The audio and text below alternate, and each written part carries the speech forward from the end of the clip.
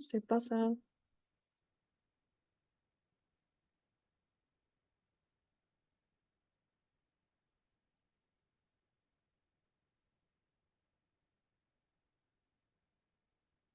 D'accord. Bonjour, je m'appelle Marie-Elvire et aujourd'hui, je vais vous parler un petit peu sur Don Juan de Molière. Tout d'abord, je vous parlerai un peu sur la vie de Molière.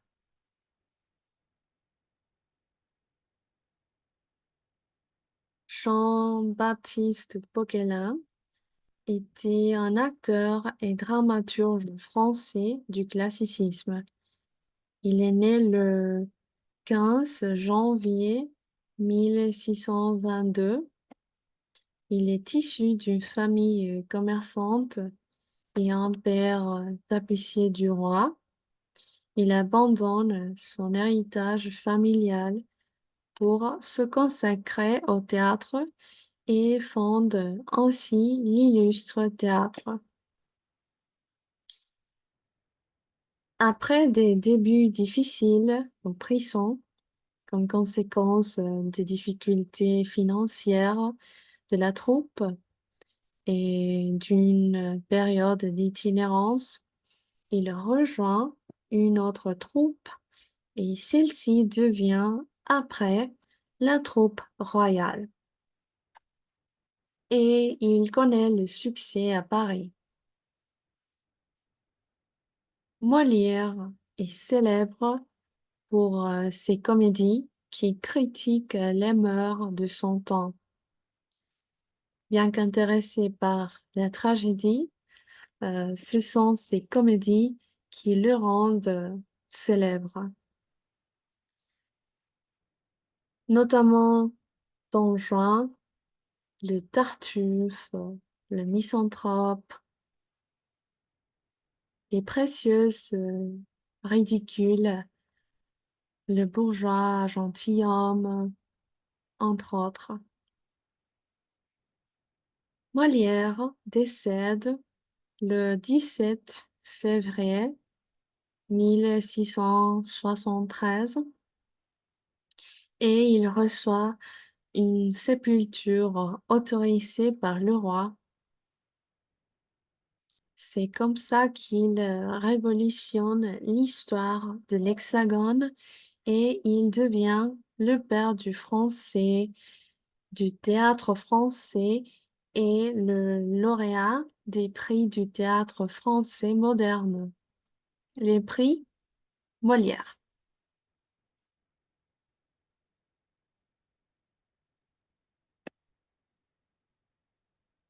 Don Juan a été créé en 1665 et cette œuvre visait à remplacer Tartuffe, qui a été interdite.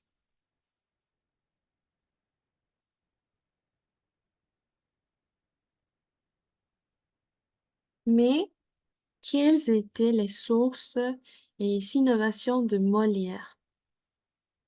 Il s'inspire d'une comédie de Tirso de Molina vers 1500 et 1600 qui s'appelait El burlador de Sevilla y convidado de piedra. En français, ce serait le séducteur de Séville et le convive de pierre,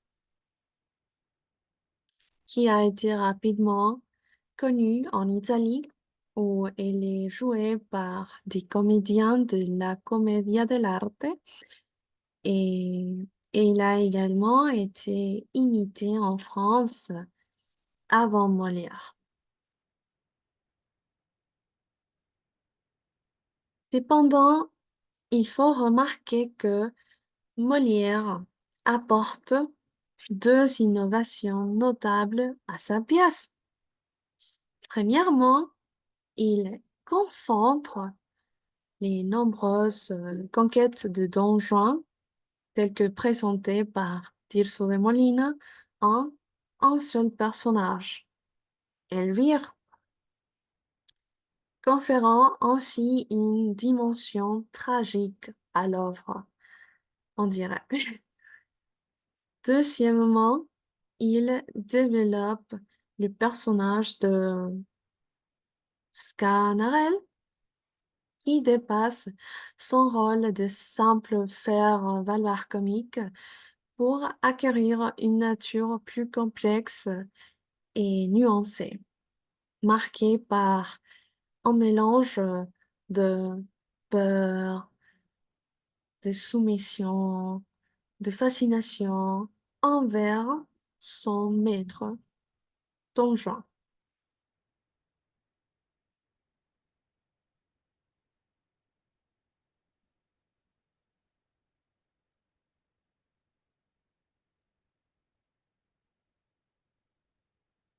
Quels sont les principaux thèmes de Don Juan?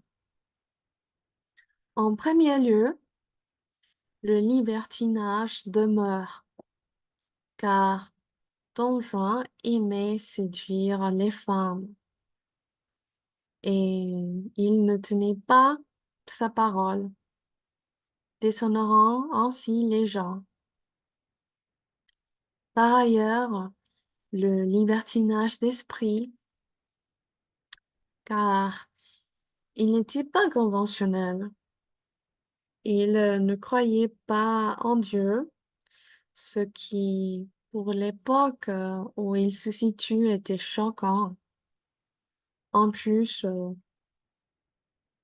de ne pas respecter le mariage qui était sacré, il utilisait le mot pour manipuler et il était matérialiste. En deuxième lieu, il y a la moquerie à l'égard des médecins, car pour Don Juan, tout ce qui est montré par rapport à la médecine est une science née de l'illusion et d'un langage technique prétentieux. C'est sûrement ça. Et en troisième lieu, on a la satire de la religion, dénonçant l'injustice divine, l'imitation du discours religieux, pour finir par être hypocrite et faux. Et ici, on peut regarder le lien entre Tartuffe et Don Juan. C'est-à-dire qu'il s'agit d'une dénonciation des faux dévots.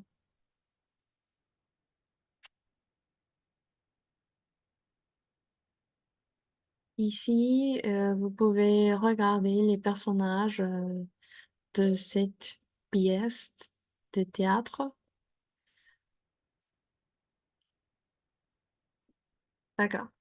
Les personnages de la pièce. On a tout d'abord le personnage principal, Don Juan, fils de Don Louis. Sganarelle, valet de Don Juan. Elvire, femme de Don Juan. Guzman, écuyer d'Elvire, c'est-à-dire un gentilhomme qui l'accompagnait à cheval. Don Carlos et Don Alonso, frères d'Elvire. Don Louis, père de Don Juan. Charlotte et Mathurine, paysannes et les nouveaux objectifs de Don Juan. On les appellerait comme ça. Pierrot, paysan, engagé à Charlotte, euh, un peu contradictoire, n'est-ce pas? La statue du commandeur, Et finalement, on fut dimanche en marchant.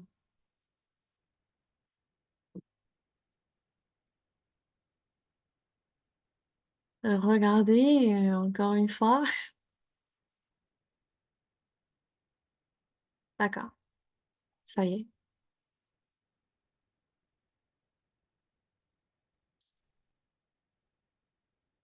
Ce que j'ai retenu à propos de la pièce, le développement, d'abord, elle est divisée en 5 actes.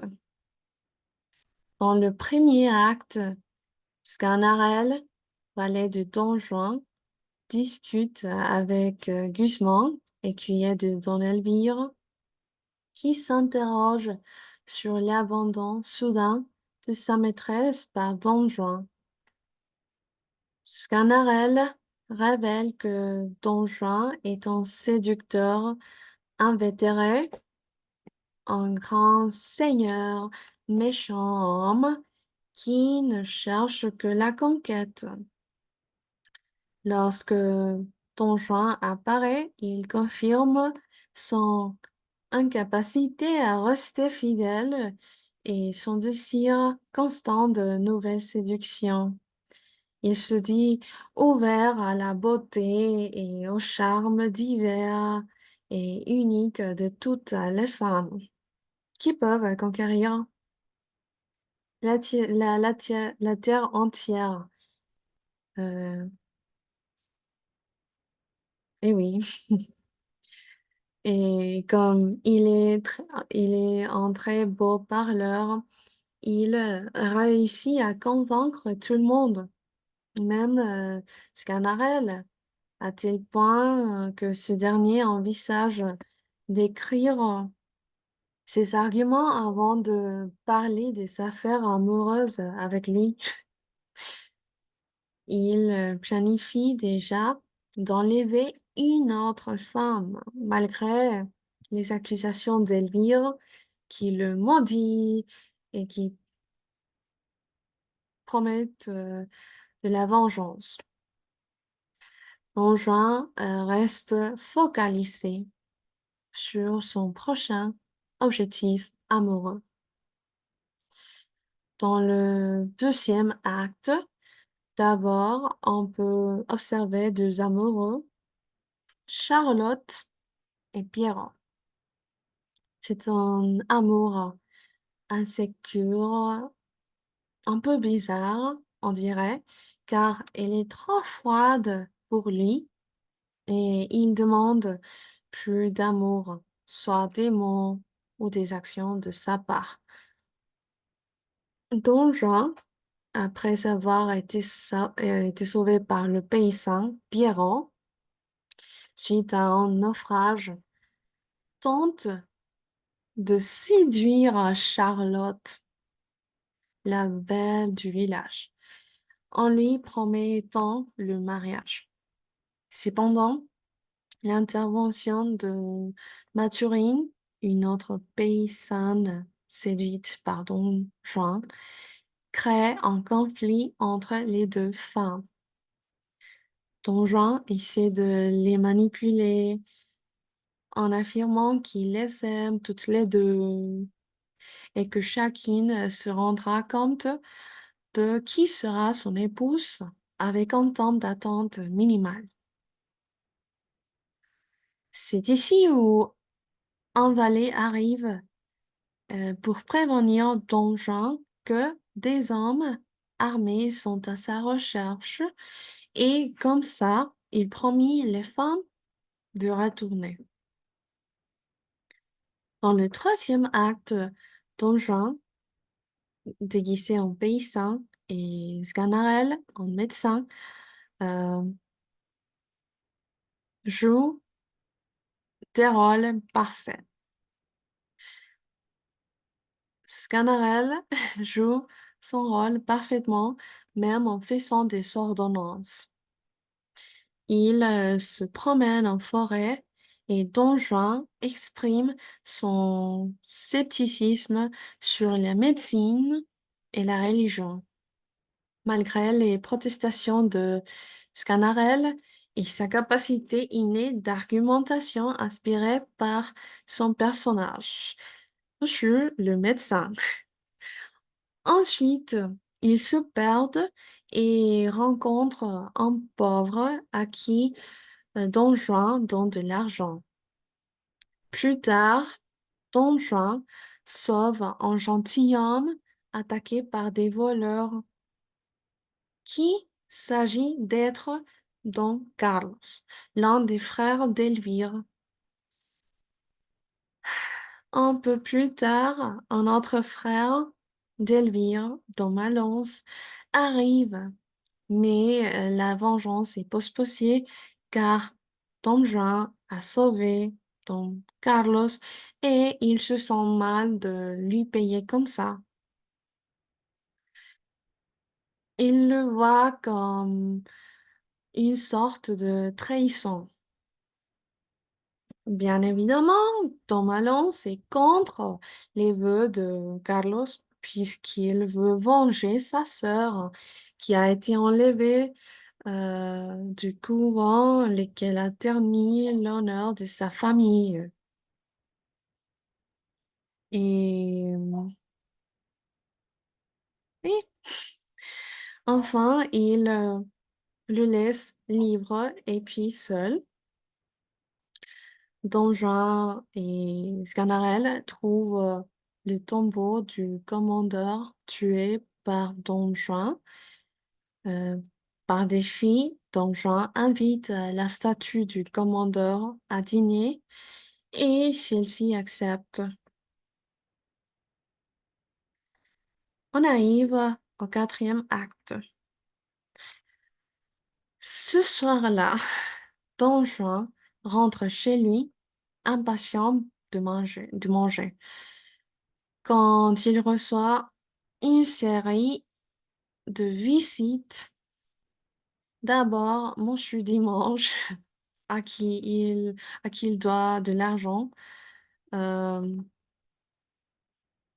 il vient le voir, mais Don Juan le fait partir avec des compliments, évitant de payer sa dette. Puis, son père, Don Louis, vient lui exprimer son mécontentement face aux actions honteuses qu'il a fait et qui salissent l'honneur de la famille. Don Juan est nonchalant.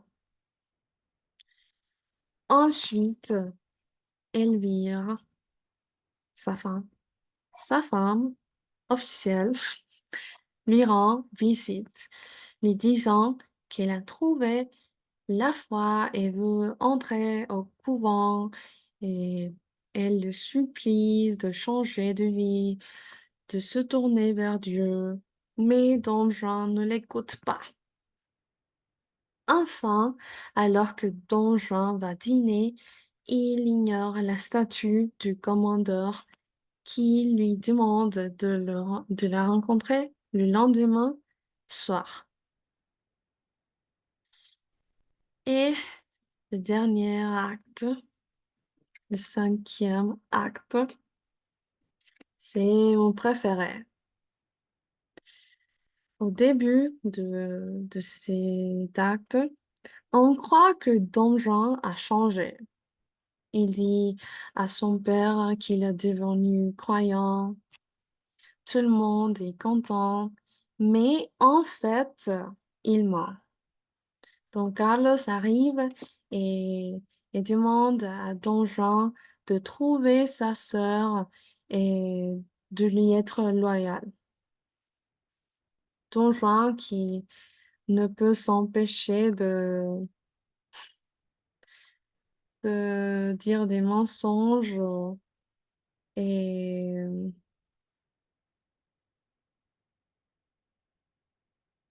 je suis désolée.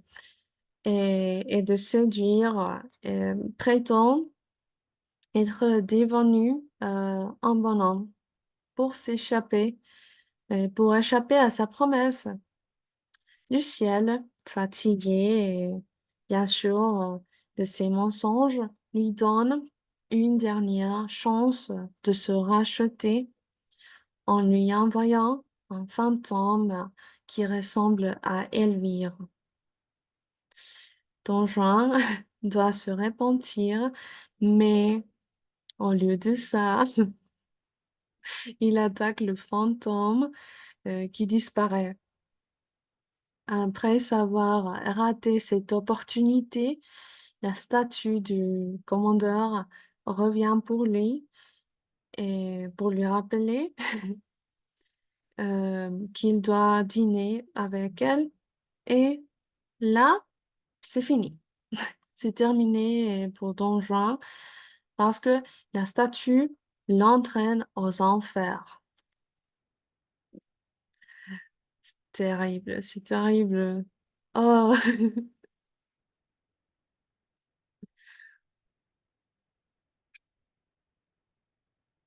ce que j'ai aimé le plus,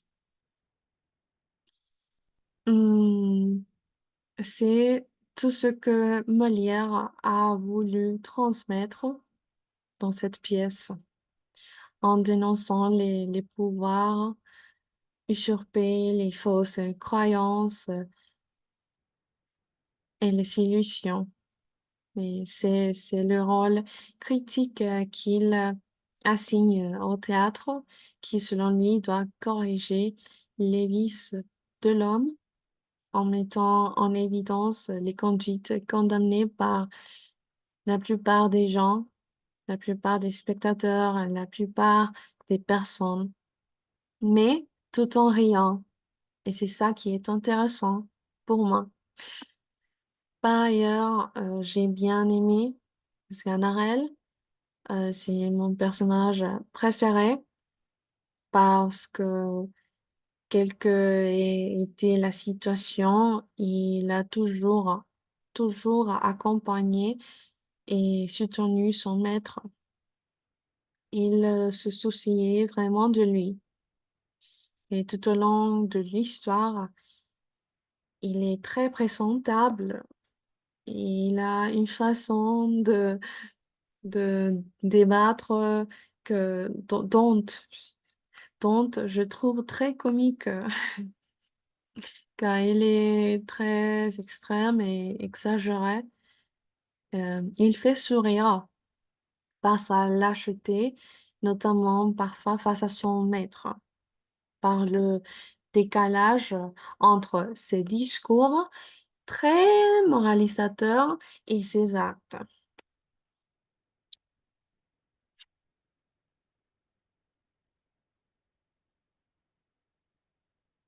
Ensemble, en tant qu'étudiante de français, on devrait connaître cette œuvre de Jean-Baptiste Poquelin pour sa valeur historique et par rapport à la société et à ses convictions. C'est une lecture fluide et tout à fait intéressante et j'aimerais bien l'avoir mise en scène un jour. Bien, j'espère que ces informations vous ont été utiles et que vous vous intéresserez davantage à Molière et à ses œuvres. Et donc, je vous remercie de votre attention.